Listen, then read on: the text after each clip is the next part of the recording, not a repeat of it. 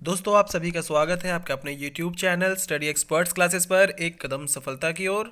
नए विजिटर्स हमारे चैनल को सब्सक्राइब जरूर कर लें ताकि आने वाली वीडियोस की नोटिफिकेशंस लगातार आपको यूं ही मिलती रहे। आज के इस पार्ट में हम लेकर के आए हैं प्रकाश का प्रकीर्णन, अपवर्तन और परावर्तन से संबंधित प्रश्न जो कि आपके एग्ज़ाम में पूछे जा सकते हैं। कॉम्पिटिटिव एग्जाम के पर्पज़ से काफ़ी इंपॉर्टेंट पार्ट है ये। और हमारे फेसबुक पेज, यूट्यूब और टेलीग्राम, इंस्टा मोजो से जुड़े स्टडी एक्सपर्ट्स क्लासेस नाम से। तो आज का ये सेशन हम स्टार्ट करते हैं। अपवर्तक दूरबीन में क्या होता है? तो अपवर्तक जो दूरबीन होता है उसमें असमान फोकस दूरी के दो उत्तल लेंस लगे हुए होते हैं, याद रखिएगा। आकाश में नीला रंग प्रकट होने के साथ संबंधित प्रकाश की परिघटना क्या कहलाती है? तो नीला दिखता है जो आकाश, वो घटना कहलाती है प्रकीर्णन। जब प्रकाश किरण एक माध्यम से दूसरे माध्यम में जाती है तो इसकी आवृत्ति क्या रहती है? एक समान बनी हुई रहती है, याद रखेंगे।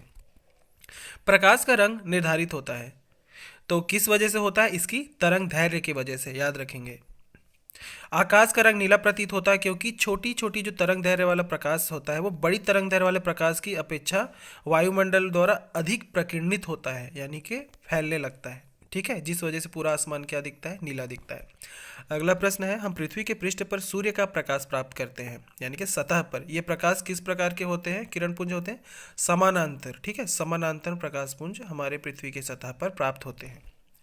माध्यम के तापमान में वृद्धि के साथ प्रकाश की गति कैसी हो जाती है? तो सेम वैसी की वैसी बनी रहती है। माध्यम की तापमान में अगर वृद्धि कर दी जाए तो प्रकाश की गति सेम रहती है, कोई परिवर्तन नहीं होता है। प्रकाश छोटे छोटे कणों से मिलकर बना है, जिसे क्या कहते हैं? फोटॉन कहते हैं, याद रखिएगा। छोटे छोटे कण होते हैं जिनसे मिलकर प्रकाश बनता है, जिसको हम फोटॉन कहते हैं। प्रकाश तरंग किस प्रकार की तरंग है? तो प्रकाश की जो तरंग है वो अनुप्रस्थ तरंग कहलाती है। प्रकाश का तरंग सिद्धांत किसके द्वारा प्रतिस्थापित किया गया था? तो हाइगेंस के द्वारा ये प्रकाश का तरंग सिद्धांत प्रस्थापित किया गया था। नाम याद रखेंगे, हाइगेंस। इन्हीं के द्वारा प्रकाश का तरंग सिद्धांत प्रतिस्थापित किया गया था। किस गुणधर्म के कारण पानी से भरे बर्तन में डुबोई गई छड़ जो होती है वो प्रतीत होती है जैसे कि मुड़ी हुई है? तो वो कौन सा सिद्धांत होता है, कौन सा गुणधर्म होता है? तो ये अपवर्तन होता है। ठीक है, सघन से विरल में जाना, विरल से सघन में आना, तो यह अपवर्तन के कारण होता है। निकट दृष्टि दोष दूर करने के लिए कौन सा लेंस उपयोग में लाया जाता है? तो निकट दृष्टि दोष, जिसमें हम निकट का कोई वस्तु है वो जल्दी से दिखाई नहीं देता, तो इसको हमें ठीक करने के लिए कॉन्केव लेंस यानी कि नतोदर लेंस यूज किया जाता है ना, ध्यान रखेंगे। पूर्ण आंतरिक परावर्तन होता है जब प्रकाश कहाँ जाता है? प्रकाश जाता है हीरे से। जब कांच में जाता है तो पूर्ण परावर्तन होता है। इंद्रधनुष बनने का कारण क्या है? तो वायुमंडल में सूर्य की किरणों का जल बूंदों के द्वारा, जो छोटे छोटे जल की बूंदे होते हैं उनके द्वारा परावर्तित होते हैं, तो जिस कारण इंद्रधनुष का निर्माण होता है। जब प्रकाश की तरंगे वायु से कांच में होकर गुजरती है तब कौन से परिवर्तन प्रभावित होते हैं? तो केवल जो तरंग दैर्घ्य का वेग होता है, ठीक है, तरंग दैर्घ्य होता है और जो उसका वेग होता है वही प्रभावित होते हैं जब वायु से होकर के कांच में जब प्रकाश की किरणें जाती हैं।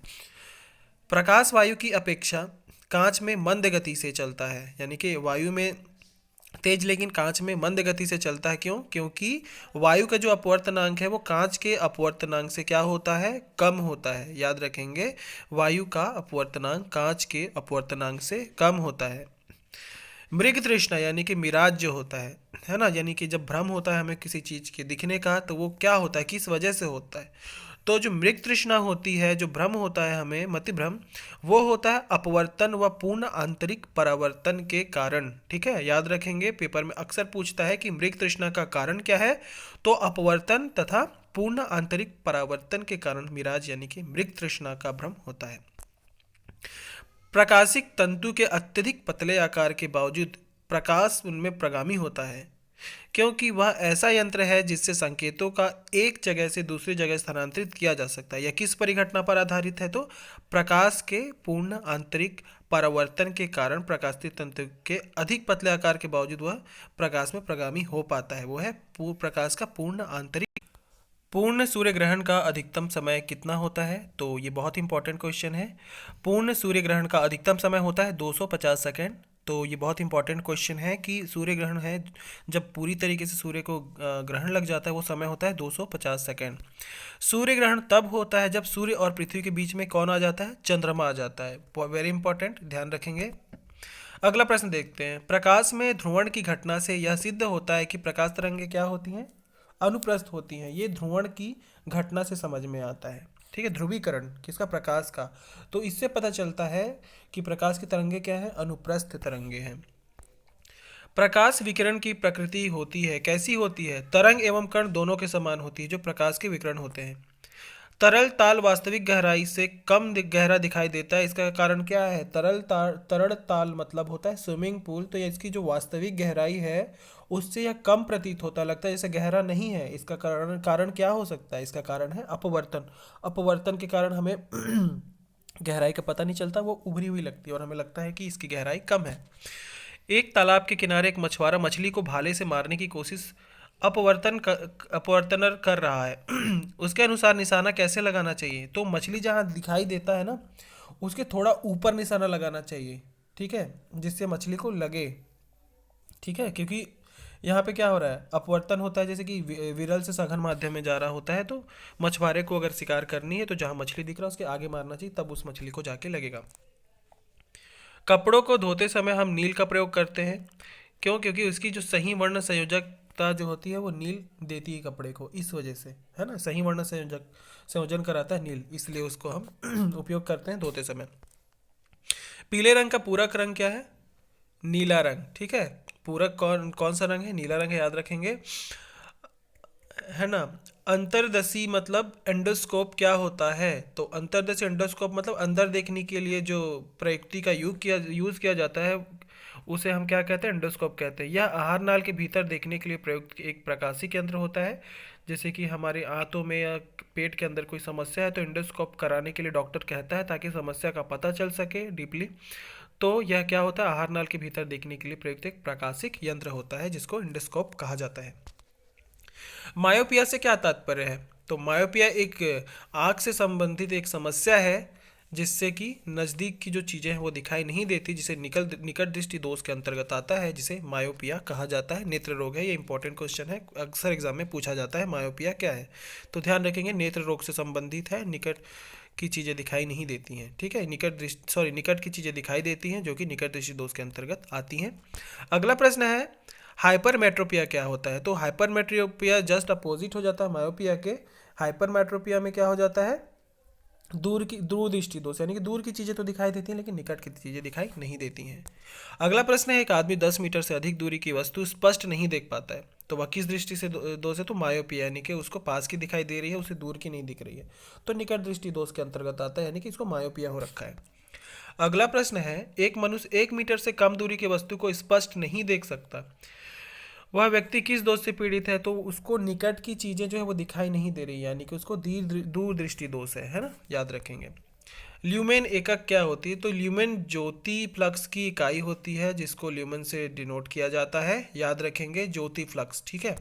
अगला प्रश्न है, सूर्य के प्रकाश को धरती की सतह पर पहुंचने में लगने वाला समय लगभग कितना है, आई होप ये सबको पता होगा, 8 मिनट और 20 सेकंड लगते हैं सूर्य के प्रकाश को धरती तक पहुंचने के लिए। सूर्य ग्रहण के समय सूर्य का कौन सा भाग दिखाई देता है, तो जो कोरोना होता है, किरीट जिसको कहा जाता है, ठीक है, वो हमें सूर्य का दिखाई देता है, सूर्य का वो भाग दिखाई देता है जिसे किरीट या कोरोना कहा जाता है। प्रकाश की गति कितनी है, तो 3 × 10⁸ मीटर पर सेकेंड इसकी प्रकाश की गति होती है, तो ये याद रखेंगे, वेरी इंपॉर्टेंट क्वेश्चन, ठीक है।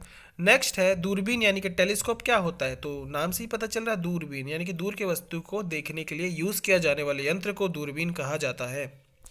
अगला प्रश्न है, किसी अपारदर्शी वस्तु का रंग उस रंग के कारण होता है जिसे वह परावर्तित करता है, ये इंपॉर्टेंट तो है ही, प्लस जानने लायक चीज़ें हैं कि किसी अपारदर्शी जब वस्तु को देखते हैं तो उसका रंग किस कारण होता है, तो वह परावर्तित जिस रंग को करता है उसी के कारण उसका रंग प्रतीत होता है, वो बाकी अपारदर्शी ही होता है। पानी में लटका कर बैठे हुए व्यक्ति को उसका पैर मुड़ा हुआ और छोटा दिखाई पड़ता है, वो कारण है अपवर्तन के कारण, ठीक है। अपवर्तन के कारण जैसे छड़ वगैरह भी डालते हैं तो मुड़ी हुई और छोटी दिखाई देती है, तो अपवर्तन के कारण ही होता है।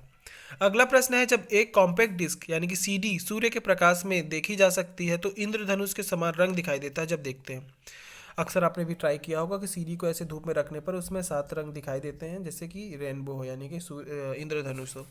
इसकी व्याख्या की जा सकती है, इसमें क्या, किसके कारण क्या है, इस परिघटना को क्या कहता है, तो अपवर्तन, विवर्तन और पारगमन की परिघटना के आधार पर ये इस तरीके का रंग प्रतीत कराता है।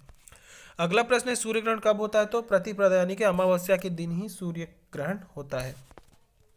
उचित रीति से कटे हीरे का असाधारण चमक का आधारभूत कारण क्या है, मतलब कि एक जब नक्काशी की जाती है हीरे की, तो उसमें जो चमक आती है उसका कारण क्या है, तो उसका अति उच्च अपवर्तन सूचकांक होता है, यानी कि उसमें अपवर्तन जो होता है वो परफेक्टली बहुत अच्छे तरीके से होता है, इस वजह से वो ज़्यादा चमकदार लगता है। हीरे की नक्काशी की पर ही निर्भर करता है हीरे की चमक ज़्यादातर। ठीक है, अगला क्वेश्चन है, चंद्र ग्रहण घटित होता है, तो पूर्णिमा के दिन चंद्र ग्रहण होता है और अमावस्या के दिन सूर्य ग्रहण होता है। इट्स वेरी इंपॉर्टेंट, याद रखिएगा आप लोग। ठीक है, तो आज की वीडियो में बस इतना ही। हमारे चैनल स्टडी एक्सपर्ट्स क्लासेस को जितना हो सके उतना अपने दोस्तों से भी शेयर करें। हम इंपॉर्टेंट वीडियोस ऐसे लाते रहते हैं जो कि शॉर्ट होते हैं बट बहुत ही इंपॉर्टेंट होते हैं। आप थोड़े समय भी दे करके हमसे नॉलेज ले सकते हैं। किसी भी तरीके की कोई क्वेश्चन से कोई डाउट है, किसी भी तरह का सुझाव देना हो, तो आप हमसे कमेंट बॉक्स में कमेंट करके बता सकते हैं। जिन्होंने अब तक सब्सक्राइब नहीं किया वो प्लीज़ सब्सक्राइब कर लें, कमेंट करें।